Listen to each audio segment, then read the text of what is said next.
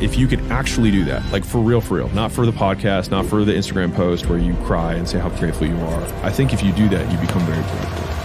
The legend, author, investor, entrepreneur, Alex Hormozi, the best-selling author behind $100 million leads, $100 million offers, and founder of acquisition.com portfolio, doing over $200 million revenue a year. I'm playing this wrong. I still wasn't convinced because I didn't want to be famous. And I have another clip of me being like, I never want anybody to know who I am. No desire to ever be famous. I just wanted to be rich. Alex, thanks for having you here, man.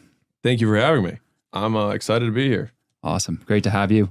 What's the story behind this Nicorette? You're about to pop one here. What's going on? It's my highest sign of respect. I appreciate that. That means a lot, yeah. Yeah.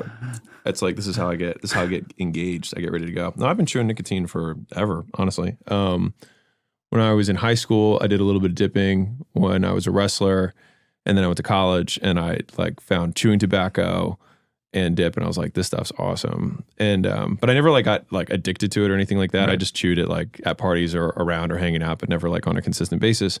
But I was like, man, I do like nicotine.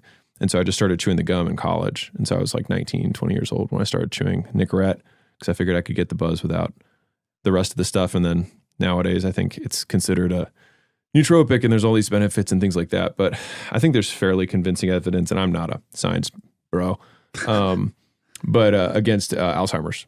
Yep. And I have Alzheimer's and dementia on both sides of my family. And yeah, same here.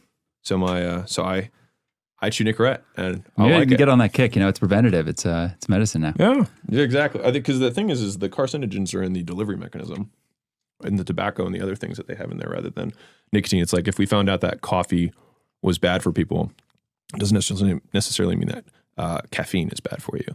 And so it'd be like just taking the pill form versus the drinking coffee itself. Same idea. Yeah, I did the chewing thing for a little while when I was super young, and then I just overdid it at one point, puked at a party, and I think that was about it. So just got to get back into it. Man. Yeah, exactly. But now's the time, now's the time. Into it. Slow is smooth and smooth is fast. So maybe I just had to, find the right delivery mechanism.